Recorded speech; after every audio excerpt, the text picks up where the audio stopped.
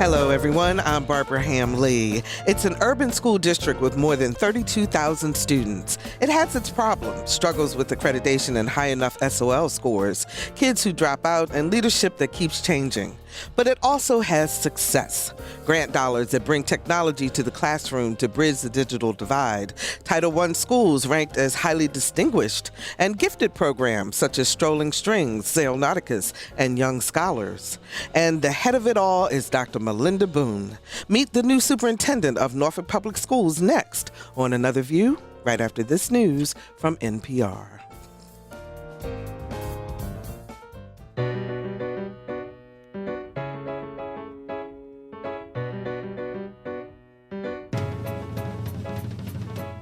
Discussing today's topics from an African American perspective, this is Another View. Good afternoon, everyone, and welcome to Another View. I'm Barbara Ham-Lee. Before we get started with our conversation with Dr. Melinda Boone today, there are two events happening on the peninsula that are very important that I would love to tell you about. The first one is the Prostate Cancer Early Detection Workshop. It's tomorrow, February the 6th, from 8:30 to 11:30 a.m. at Queen Street Worship Center on North Armistead Avenue in Hampton. It is free. It is open to the public. Ladies, bring your men out. It's a great way to show your love. Valentine's Day is coming up, and let's get this testing done because, you know, in the African American community, prostate cancer runs rampant. So we want to take care of that. In order to register, call 827-0488. That's 827-0488. And if you need more information, you can find it on our website, anotherviewradio.org. And then next Thursday, February the 11th, at the Hampton Roads Convention Center, there is a conference going on. It's called The Urgency of Now, Changing the Narrative for Black Males from Failure to Hope. And it's being put on by the City of Hampton along with Cities United. And they are really about making change and helping African American males. Hampton Mayor George Wallace and City Council are hosting the event. It's February the 11th at the Hampton Roads Convention Center. Now from 5:30 until 8:30 p.m. It is open to the public, and they're going to hold a resource fair to do two things. One is to recruit volunteers for youth serving community organizations, and two, to connect families in need of services with organizations that can help them. So if you want to volunteer, it's a great place for you to go find out where volunteers are needed. If you need help, it's also a great place to go. So that is next Thursday, February the 11th from 5:30 until 8:30 p.m., Hampton Roads Convention Center, and it is free and open to the public. Dr. Melinda Boone is the fourth superintendent of Norfolk Public Schools since 2005. She is no stranger to the division, having served in leadership roles in the past. But this time, as the head of MPS, she is determined to make a difference. It's been 2 months since Dr. Boone took control, and in her first 30 days, she listened to key stakeholders as they answered these three questions. Number one, what's working well in Norfolk Public Schools? Number two, what are the most pressing issues? And number three, what are the top 3 to 5 challenges as the school district entered into the second semester? Dr. Boone joins us here at Another View with answers to those questions and to share her plan for making a difference in Norfolk Public Schools. And in full disclosure, I am the president of the Norfolk Education Foundation, which raises money to help teachers with scholarship in the classroom. So just want to make sure we have that out there. But Dr. Boone, welcome to Another View. Thank you for having me. It's good to be here. And we are so happy to have you. So who did you listen to? You said you did a listening session when you first got here. I've been listening to everyone. Principals, teachers, support staff, central office staff, community leaders, parents. I've been talking with everyone about what's been going on in our schools. And as you indicated, you know, what's working well. Mm-hmm. Sometimes the headlines make you think that everything in Norfolk Public Schools is broken, and that's not the case. We have wonderful programs, we have outstanding students, we have exceptional educators. And so how do we tell our story to better, and how do we begin to stem the tide on some of the things that have fostered those negative headlines. And so I've also had a chance with the board, with a joint meeting with City Council and the school board. Wonderful working relationship with Marcus Jones, the city manager. Conversations with members of the city's legislative delegation, and connecting even with our congressional delegation. And so, listening and learning and connecting is something that you do when you come in, but I'll be doing it all the time. That's the only way to build an outstanding school district. So now you've been here, you were here before, you went away for 6 years to run the Worcester, Massachusetts School Division. Coming back and hearing things from these various constituencies, surprises, no surprises? Well, since Hampton Roads, Suffolk is my home originally. I was born and raised there and lived there. And so all of my family was here. So quite naturally, I read the paper. I did the online news, Wavy and WVEC and WTKR, as just keeping up. And so I also had a daughter who was teaching here during part of that time. So I kind of knew up close and personal as well as the larger pictures of the story. Have there been some surprises now that I'm at the helm and peeling back some layers? Absolutely. But what I know is that we have committed people. We have a community who wants to see its public schools thrive. And so if we can bring all of that energy together, we can fix the internal systems that may not be aligned for results. We can fix some of the thinking and make sense out of what's a direction that would give us success. And, and to create some stability. That's so important in Norfolk Public Schools because, for 6.5 years, I was the only superintendent in Worcester, and we got progress. I will actually represent the seventh person to sit in that seat with interim positions 3 times. 2 different people, but interim portions 3 different times. Yeah, I hadn't even thought about the interim. That's true. Right. And so stability is something that you see it on the faces of the folks in the district. The question was asked of me the day of the announcement, well, everybody else has come and gone. Why will you stay? Or will you stay? And I said, well, I've already been away and this is home. Where am I going? So my commitment is to improving Norfolk Public Schools. I was here when we won the Broad Prize. I was here when we watched our schools lift, when we had innovative programs and services for students, a great succession planning process, so that as our wonderful educators begin to retire or move on, we have a bench to backfill. And those are the things that we've got to bring back to life in Norfolk Public Schools. 440-2665 or 1-800-940-2240 are the numbers to call to join our conversation. What questions do you have for the new superintendent of Norfolk Public Schools? 440-2665 or 1-800-940-2240. Okay, let's answer the 3 questions then that were asked during these listening sessions. So what is working in Norfolk Public Schools right now? The commitment of the faculty and the staff. We have an excellent group of people who have stayed with Norfolk Public Schools through lots of transition. And they've said to me, we're ready to be on this journey with you for success. I've heard parents that say, even through all of this, we want our children in Norfolk Public Schools. So that's exciting. The city has continued to try to close some of the funding gaps left by actions that pretty much decimated public education in Virginia. And so now, City Council has been there.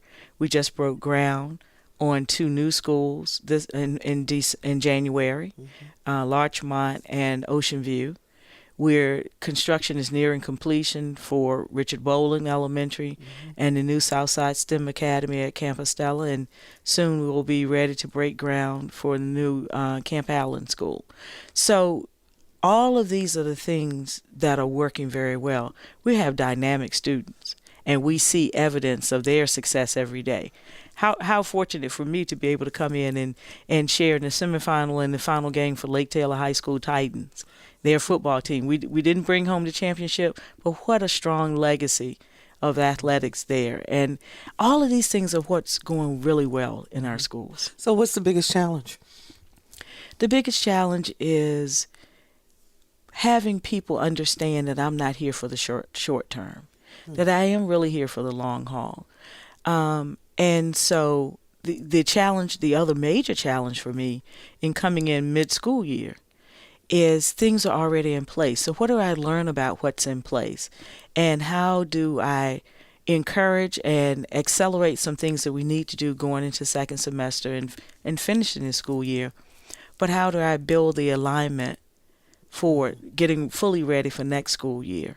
I didn't want to come in and just suddenly tell everybody, well, you've been doing this since September, now we need to stop that. They've had a lot of that. And so that's why it was so important to figure out what's going well. The State Department has expectations. Our community has expectations for how schools will be going.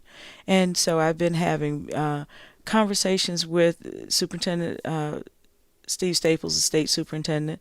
I've had a conversation with Secretary Ann Holton and others in the department staff as we think about how I can leverage my experiences and talents in successfully turning around schools and not just have a compliance model.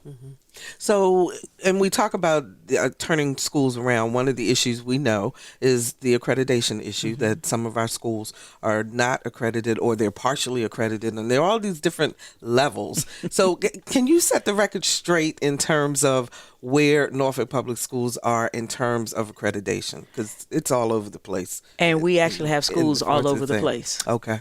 We have schools that are fully accredited. We have schools that are partially accredited.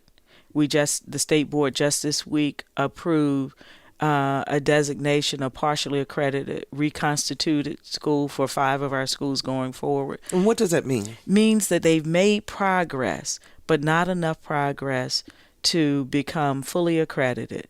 They haven't lost their accreditation, and they're going to allow us to do some restructuring of the instructional program and other actions then that will lead to those schools being successful. And we have schools for whom accreditation has been denied, meaning that they are in full restructure mode. And what does that look like? So as a parent, if I'm moving into the neighborhood or I've been there and my child is going to school, and if the school is either partially or not accredited, what does that truly mean in terms of my child? You know, the accountability system in Virginia is different from the one in Massachusetts. Virginia's accountability system, even though they say we look at multi-year data, we do, but we essentially rate a school annually. So it's pretty much a snapshot in time. So our school accreditation ratings are primarily based on the prior year's SOL performance. We know that there are benchmarks that we have to make.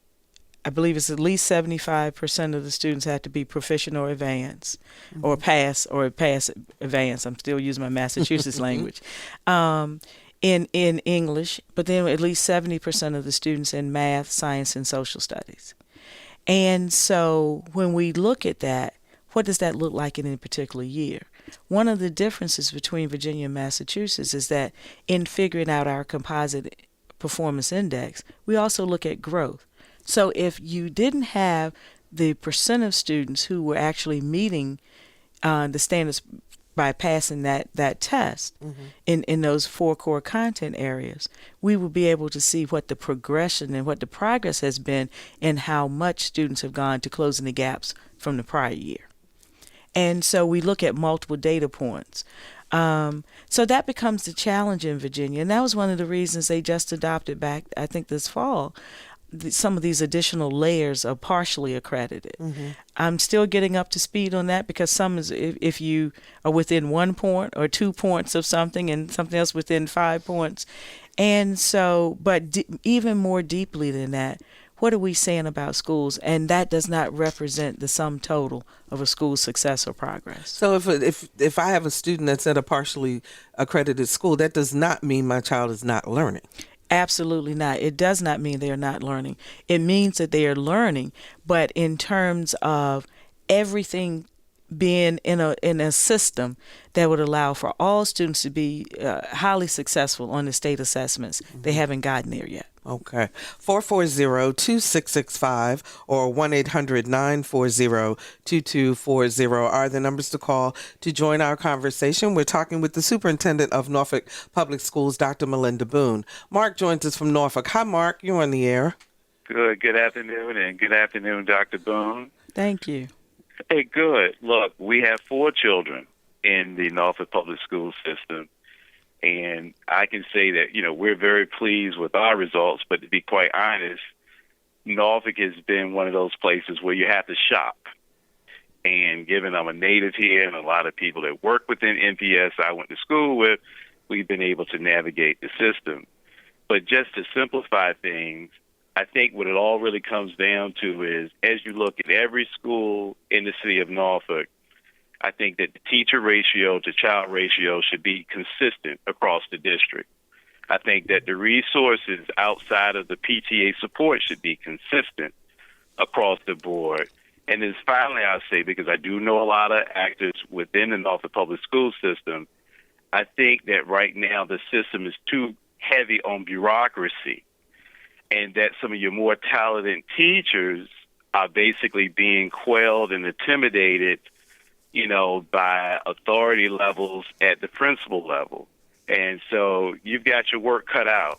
And I just think that if you really look at this, some really sharp teachers, and it may just behoove us to look at as a system best practices, literally in that sense. And I know you have guidelines from the state and also from the federal, but I can tell you that the good teachers stand out, and whatever they're doing, they're working.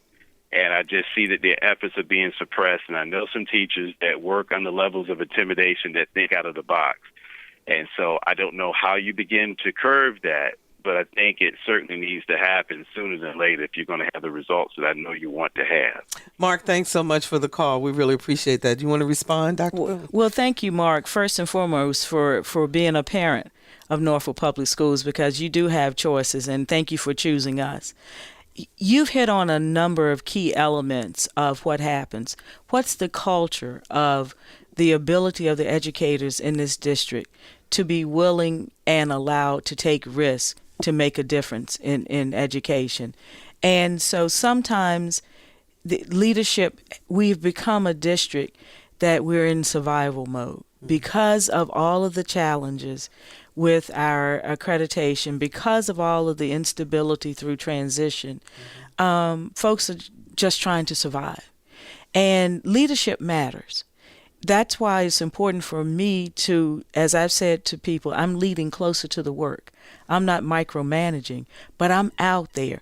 I'm in principals meetings. I've probably spent more time with principals since I've been here, and now beginning to spend more time with teachers. I just left Campostella Elementary School, where we kicked off their STEM curriculum and work that they will be doing. We didn't make all the decisions for them. We made some of the decisions that were time sensitive that hadn't been made, but now we're saying, this is your work. This is how we're going to support you. And I would agree wholeheartedly. We have to support our teachers, and we have to support our principals. As far as the central office bureaucracy, sometimes cultures do exist, do emerge that lead to that feeling. What I've said to everybody over and over again, publicly and privately, central office exists to support the schools, not schools to support central office. And so one of the things I've done right off the bat, it may seem like a simple thing, but it really sends a clear message. We used to have cabinet meetings in the morning. Well, how can we support schools if we're with each other in central office in the morning? Effective January, I moved cabinet meetings to the afternoon with the sole purpose of allowing those central office leaders who support schools to be able to have more time to be in the schools to support them. The resource piece is a very interesting conversation. The board just last month actually, adopted an equity policy. And that policy is designed to say, yes, there's an equal foundation, but beyond that, the resources that are geared to a school are based on that school's needs, not some artificial formula where everybody gets the same. So we need to make sure that we have defined our foundation well and what everyone receives, and then that we are very strategic and data driven, and what the other resources will become. And so for me, that policy work was in development prior to my arrival. And so the devil is going to be in the details, and my administrative team and I now are charged with designing and developing the regulations that will show how that equity policy will work. But we already have many aspects of the equity policy in place when we support programs in a way, or when we have lower class sizes in certain buildings based on the needs that they have. But we have much more that we can do to make sure that schools have what they need to be successful and can thrive regardless of the demographics. One of the things about an urban school district, or let me rephrase that, because I'll let you answer the question. Tell us the difference in terms of running an urban school district. What are some of the challenges that you face that they may not face in more bedroom communities or more suburban school districts? I always answer that question starting with the fact that urban represents a living pattern. It does not represent how children learn. Children in urban settings are no different from children in suburban and rural settings. Urban centers are centers where there's thriving arts, there's employment, there's lots of careers that are going on. Usually there are financial or other business hubs there, museums, enrichment, all of those things are there. So it represents, but then there's also a higher density of housing. And so that becomes a difference. If you look at rural communities and look at urban communities in terms of the challenges, you'll find very similar things. You'll find higher levels of poverty in rural and urban districts. But what you tend to find more of in urban districts is greater diversity. You know, Worcester Public Schools, where I served for 6.5 years, is the third largest school district in Massachusetts. 65% of the students were students of color, about 74% free reduced lunch eligibility, meaning our poverty levels, and over 80 languages spoken. That's the diversity asset that happens in an urban district. So what happens in urban education is, how do we begin to close some of those expectation and enrichment gaps that develop because of a family's inability to provide or participate in some of those enrichment activities due to limited funding, financial status in the family? How do we make sure that all of those wonderful cultural assets that are in an urban setting are assets that our children aren't wondering about, but they get to live through in those communities?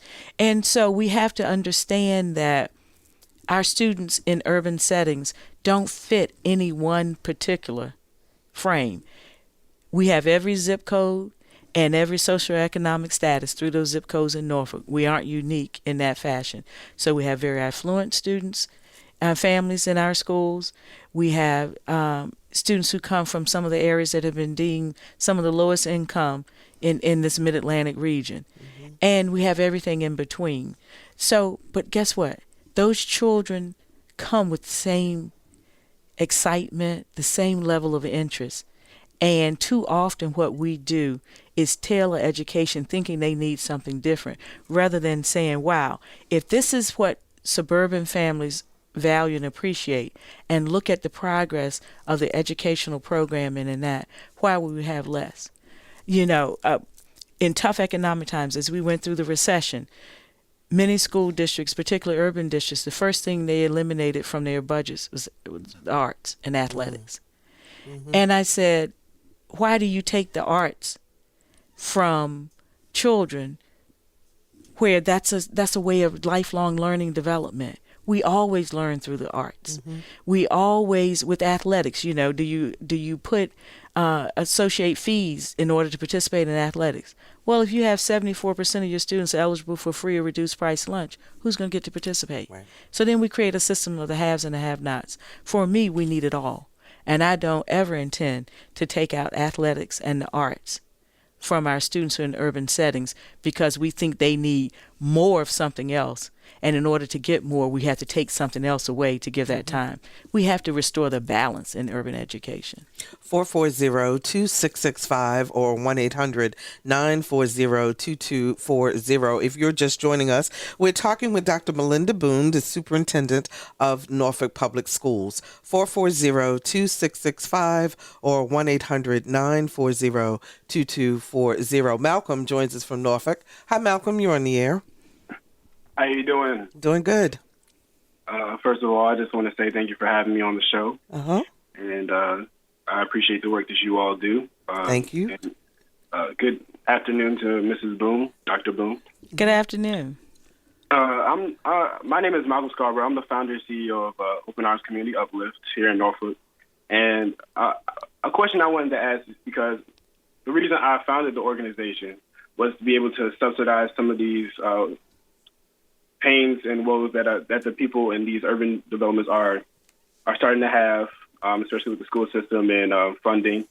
And I just wanted to ask you, what do you think that people in my position, or in our position, rather, could do to help you out on your side and your vision with the school system? Well, first, thank you again for being in a position to support our schools. You know, one of the things we have to do in Norfolk Public Schools is to define our needs. We have many assets and many organizations and individuals who stand ready to help us close some of those opportunity gaps that our students are facing. But we have to define it. Too often, people will come to us and say, how can we help? And yet we haven't done our needs assessments. And that's one of the things that you will see emerge through my budget proposal to the school board next month. I will be developing an area that will address wraparound services, not a partnership coordinator, but someone who can talk about what are the critical needs, because we've asked schools and we've worked with schools that we can ask organizations to come and help us with. And they will be tailored to the needs of those schools and not just a one-size-fits-all model. Some schools may need some strong mentoring help, particularly for young men, and we do a lot for young men. But I will tell you, Barbara, our girls are struggling too. Yeah. Many of our girls are struggling. And how do we help them find their way?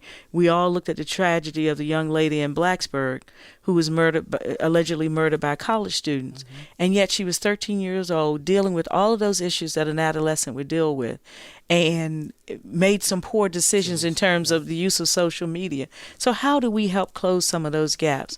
So that Malcolm will know, going forward, we will be convening community partners, probably not this spring, but later into the summer, early fall, so that we can talk about what we need and ask folks to sign on in a meaningful way to help us partner, so that we aren't putting too many assets in one place and then we have schools without any supports, or we are all focused on one area of need and no one is looking at some other needs. So we're going to define those for organizations like his to help us. Let me ask you also along those lines, because some of the things I've heard people say, I want to go volunteer and I just want to walk in and do it. There are some steps that have to take place in order for volunteers to work in the schools. Yes. Isn't that correct?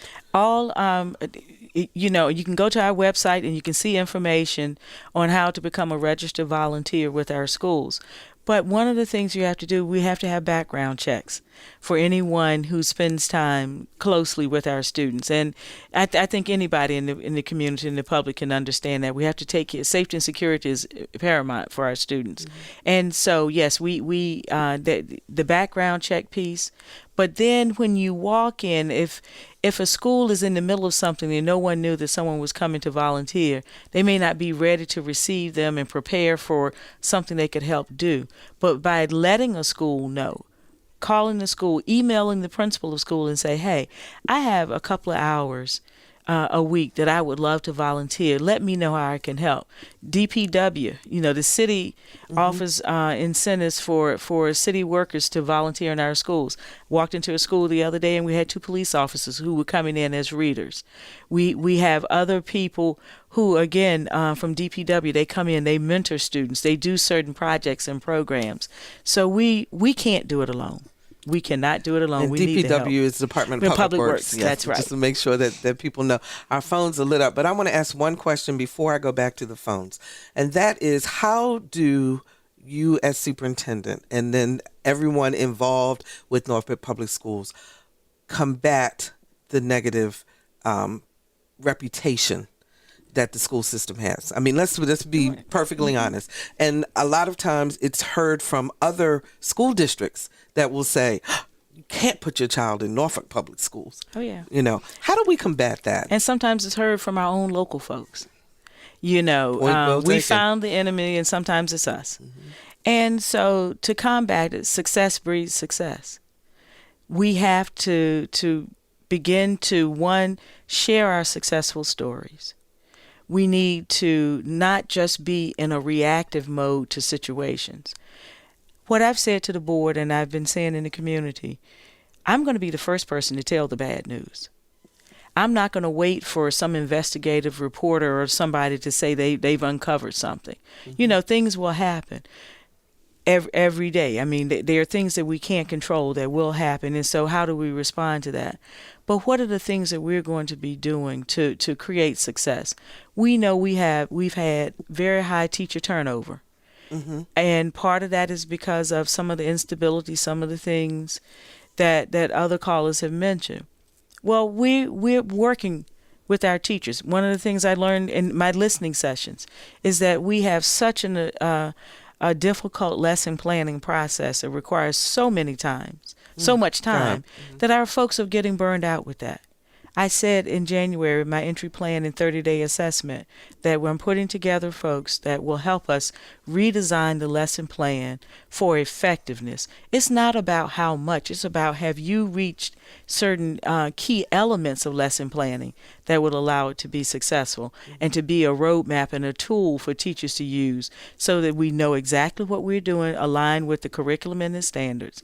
And we can then see how well our children are doing with that. And then the district can use that along with assessments to help figure out the supports that we need to put in place for teachers and principals and the supports that we need to put in place for children. How do you manage expectations, though, in terms of time? Because I think that's one of the other issues that it feels like from the public's perspective. You get a leader, they come in, the next SOL scores come out, they're not what they were expecting, they're gone. I mean, and I know I'm oversimplifying. No, but you really aren't. Unfortunately, that's the trend and the pattern for the urban superintendents. I had become a dean and been in Worcester 6.5 years in an urban setting. I've got to be honest about expectations. One of the things I said to the board and I said to City Council, I'm not coming in with some big banner proclaiming the Norfolk 2020 plan for NPS schools or whatever else. We've had a lot of that. And I'm being open about where our challenges are, what our needs are, and I will be the first to help us celebrate the things that are going well. Mm-hmm. But, you raise a good point in terms of SOL scores. I came in December. Instruction had already started. I can help put some processes in place to take some things off the plate that we shouldn't be doing and improve. But time is the element.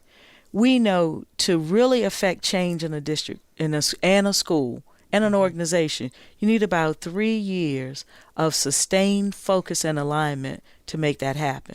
What I'm doing in these first months that I'm here is first working on that alignment piece. When I look at some of our missing systems, I can see that we have so many things that are siloed. When we talk about school improvement, we have an Office of School Improvement. Well, school improvement belongs all across the district. So that's one of the things that will be reorganized as I share some of that through the budget. I realize I have about 18 months. My mentor said to me, you have about 18 months to really get some things going. This is this first 6 in one school year. Mm-hmm. And so I know the sense of urgency. That's my challenge, is how do I even manage my own urgency so that I don't repeat some of the things that have created some of the culture and climate and morale challenges in the school district. But I've got to talk about what our needs are. I've got to be very clear, and I have to be very focused in what's going to happen. My budget will reveal the investments that I believe in as we go forward and how we align resources to get certain things to happen. 440-2665 or 1-800-940-2240. Our phones are lit up. So let's go to Ted in Norfolk. Hi, Ted. You're on the air. Yes, hi. Thank you for taking my call. I would like the superintendent, and I think she's doing a great job, starting out the day. But I would like her to address the decreasing funding that has been coming out of Richmond for the last few years, and the impact on the Norfolk Public School system. And if she has, be able to give the listeners an idea of how much those resources have been decreasing over the last few years, and the impact. She has some figures. I appreciate it, and I'll take the call offline. All right. Thank you, Ted, for the call. Thank you, Teddy. I mean, you ask a critical question. It's the tale of two different places, and I apologize for the reference to Massachusetts, but it really tells the story of what happened in funding in Virginia. Mm-hmm. And let me, before I even get to that, say to listeners, I have 7,000 more students in Norfolk and about $24 million less money than I had in Worcester. So Worcester's a district of about 25,000 students. Norfolk, I have 32,000 students and probably $24 million less. We have, in this period, since 2008 in the recession, lost 600 plus teachers and employees in the Norfolk Public Schools. So what happened during the recession? And again, I'm not elected, and this is not a political statement. These are factual statements. We had a governor in Virginia who opted not to embrace any of the reforms that the federal government was proposing that would have allowed us some additional money to stabilize public education during the recession. Mm-hmm. You had a governor in Massachusetts who said, we're going to improve our schools, even though Massachusetts ranks first in many national indicators in education. Massachusetts has a huge achievement gap. So Governor Patrick said, let's use the funds to shore up this work. And so because of this, we came through the recession by creating our new normal, our new funding levels, but not decimated. Mm-hmm. So then when you come to and look at Virginia, there was a profound article that I referenced even at the Joint School Board City Council meeting last week that was published in the Washington Post within the last 2 weeks. And they said it reflects on the fact that many policy decisions that were made by the General Assembly during that period were seen and touted to be one-time funding changes. But what they've actually done is shifted the structural performance of the state's budget as it relates to public education. And so communities like Norfolk, who has tried to backfill a lot of that, and all around the state have done that.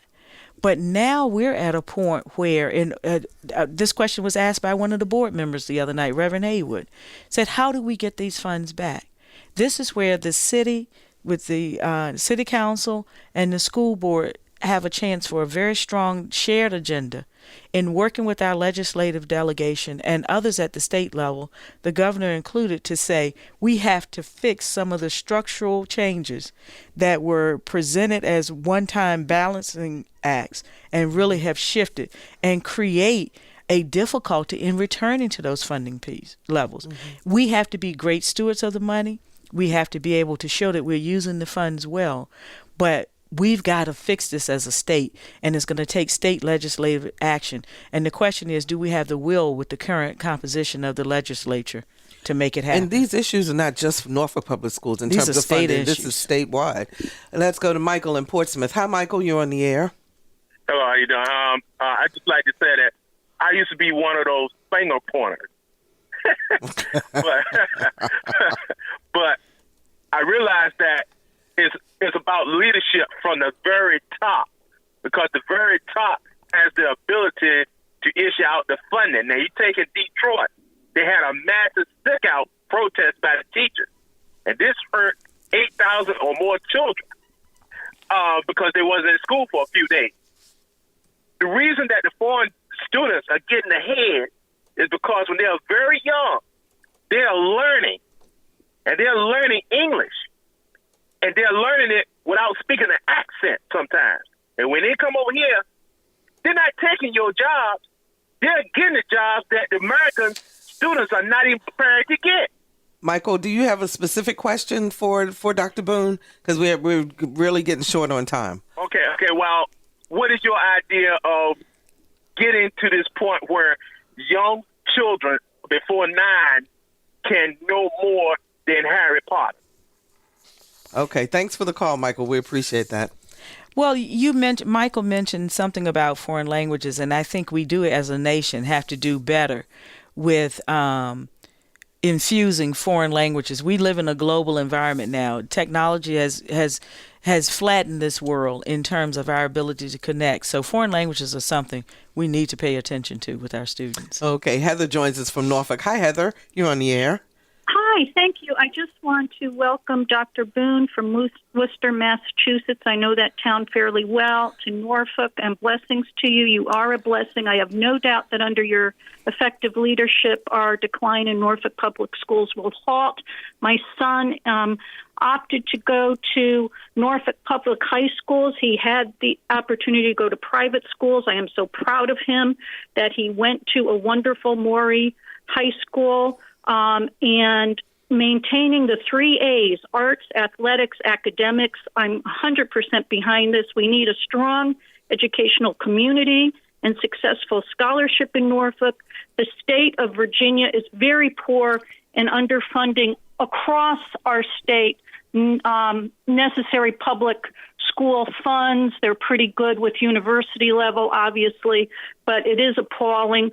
But it isn't just going to be money. It's definitely going to be effective leadership, your presence in the school, involvement. Teacher morale will rise. I've seen young students coming out of ODU who want to stay in Norfolk and teach in Norfolk. You have a good group of young teachers that their morale will come up knowing that the arts, athletics, and academics and the educational community really matters to the leadership in Norfolk. Thank you so much for being here. Thank you, Heather. We really appreciate that. Thank you, too, Heather, for the encouragement and support. Okay, Dawn joins us from Norfolk. Hi, Dawn. You're on the air. Hi, thank you for taking my call. And Dr. Boone, I just had to call in because I was so impressed with you supporting the arts and athletics. And the previous callers said academic arts and athletics, and they really do go hand in hand. A lot of people think that athletics is just, for kids to run around and burn off energy and that type of thing. But what it really does is teach children how to work together as a team, which I think is really important in their development. So it also helps, to promote a healthy lifestyle long term when we get children who are participating in things like that. I started in band in first grade and worked my way up to drum major my junior and senior year. And I ran track. I was captain of the track team. I was captain of the basketball team. And what it really taught me was that it is so important not only that our children do well individually in the classroom, but that we prepare them when they leave school to work with others, not only to be creative, but to actually, have a plan, be strategic, and work as a group, because you're going to have to do that in the real world once you graduate. So it's all so very important, and I'm so glad to, I grew up in California, so I'm a product of the California public school system. But I do live here in Ghent, and I do live here, across the street from the school, and I'm so encouraged to hear that you're supporting the arts and sports, and I just wanted to say that. So thank you, and great job. I really appreciate hearing that. Thank you, Dawn, for the call. So let me ask you a question, Dr. Boone. We've got about 4 minutes left. What did you learn in Massachusetts that you can use here in Norfolk? And the flip side of that is, what did you learn in Massachusetts that you won't use here in Norfolk? Well, let's start with the latter portion. Okay. Because Virginia's a right-to-work state, I don't have to deal with the labor negotiations aspect that I had in Worcester. But what that did teach me that I bring back, again, is looking at how we work with our employees, with our teachers, our support staff, our principals, and others, through a lens of true fairness And being honest with people. If they have performance issues, we need to clearly define those, not play games with people. And we need to help people improve. And if not, then we need to help them move on. And so that's a big piece of what I learned in Worcester, but I don't have to use the collective bargaining skills there. But that was something I took with me to Worcester from Norfolk. And even though Virginia's a right to work state, both the AFT and the NEA are represented in our district. And we had those leaders at the table of the work that we were doing in Norfolk when Norfolk was a higher performing district. So I understand the role and the relationships that have to develop with our association leaderships and do that well. I think the biggest thing that I take away and bring back from Worcester, again, somewhat a great deal of it was informed by my work in Norfolk and my other districts in Virginia, was this idea of quality education for all, and all really does mean all.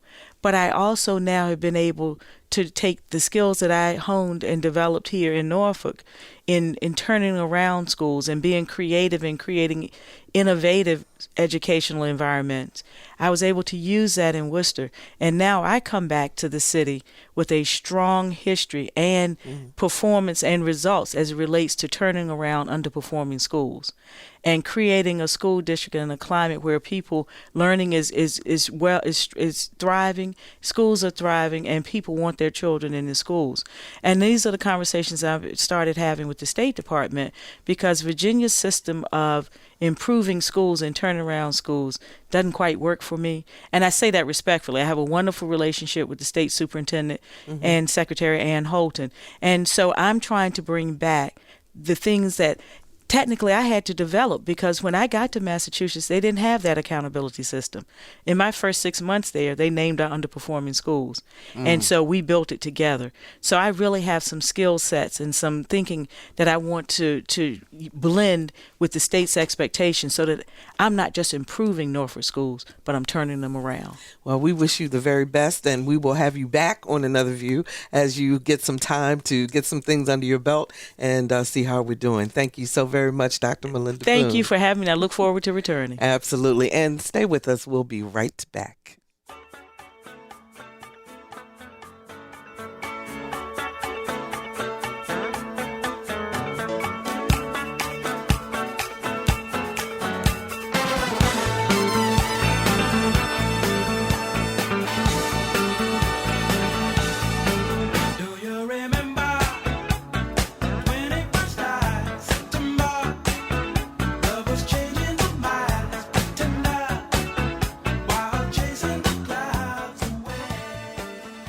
And that was Earth, Wind, and Fire. Yesterday, Maurice White, the founder of Earth, Wind, and Fire, passed away. He was 74 years old. The Grammy-winning band found magical ways to blend rhythm and blues, gospel, funk, soul, and African sounds together. And you know the songs. Shining Star, Sing a Song, September, and it could go on and on and on. So, in tribute to Maurice White. So, in order to learn in today's classroom, access to digital technology is key. If a student doesn't have the proper tools, how can they be expected to compete? Well, a recent partnership between Norfolk Public Schools, Berkeley Campostella Early Childhood Center, and Apple is putting some needed technology in the hands of the very young. As Lisa Godley explains, the goal is to give them a leg up when it comes to competing in this very technology-driven world.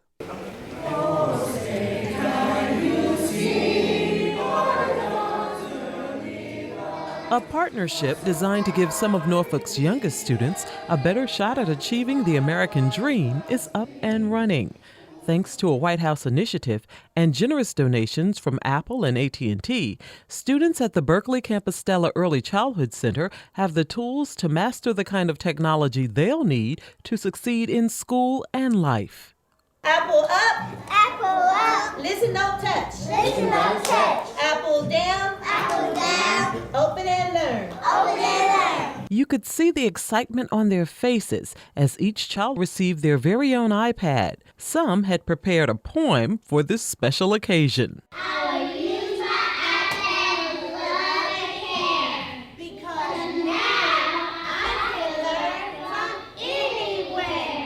A little over 2 years ago, President Obama announced the Connected initiative as a way to enrich education for every student in America. Principal Dr. Doretha White told us how her school got involved. In the summer of 2014, I received a letter from Mr. Tim Cook, the CEO of Apple, inviting me to apply for the Apple Connect Ed grant. And it would provide iPads, MacBooks, software, wireless infrastructure, and educational support to our schools. So as a principal, you know what I did? I applied. Andrea Steiger explains that while Apple is supplying the tools, AT&T is providing the connectivity. It is a 3-year commitment where all students, teachers, and staff will have free mobile broadband, which is wireless internet. So once they leave the walls of the school, they'll be able to expand their classroom and be able to continue their learning after the school day. Pediatrician Dr. Noelle Gabrielle, who is also vice chair of the Norfolk School Board, loves that children were able to get this technology at such an early age. The earlier that we can get the technology in their hands so they can learn how to use it, the less intimidating it will be as they get older, and they'll be far more advanced than we are right now, and that's my hope for them. Superintendent Dr. Melinda Boone agrees. For so long, we thought college began in 9th grade. And truthfully, the readiness for college begins in pre-K, because reading on grade level is critically important. So you start those skills early, developing those strong numeracy skills so we can begin to be ready to take the higher level math, to be able to move from learning to read to reading to learn, and to become lifelong learners because we're so confident in those abilities. School Board Chair Rodney Jordan says to see the children get this opportunity is a dream come true for him. Something I learned from my parents about trying to make sure that technology and math is accessible to everyone. It has become the foundation of everything that we do. And so it's just been a great effort to try to make sure that we continue to get technology at home. We still have great divides that we need to close. And so this initiative here to make sure at the very earliest age that our children are being exposed to the technology in a constructive way, and to make sure as they continue their path through Norfolk Public Schools into the workforce, into college and career is just exciting, and it really is an economic driver for our region and for our country. The Berkeley Campus-Stella Early Childhood Center was one of 114 schools nationwide selected for the Connect Ed program. And while the goal is to give the children what they need to compete on a global scale, the process is far-reaching because once the technology is in the home, siblings and parents have the opportunity to cross the digital divide right alongside their youngest family members. All right, we're going to be apples down and we're going to open and learn. For Another View, I'm Lisa Godley. And just another view of Norfolk Public Schools. Thank you so much for joining us for Another View today. If you'd like to hear the show again or share it with a friend, please visit anotherviewradio.org and download the podcast. You can sign up for our eView newsletter, a once-a-week reminder of upcoming shows. And we're on Facebook, and I'm on Twitter at Barbara Ham Lee. Next week, Carol, Will, Bill, and Roger join us with their take on today's current events. Don't miss the Another View Roundtable. Our theme music was composed and performed by Jay Sennett. Lisa Godley is our show producer. Victor Bowen is our audio engineer, and Melanie Booth answered our phones. I'm Barbara Ham Lee, and oh yeah, happy birthday, Mr. Maxie Lee. Make it a great weekend, everyone, and let's get together again next Friday at noon for Another View.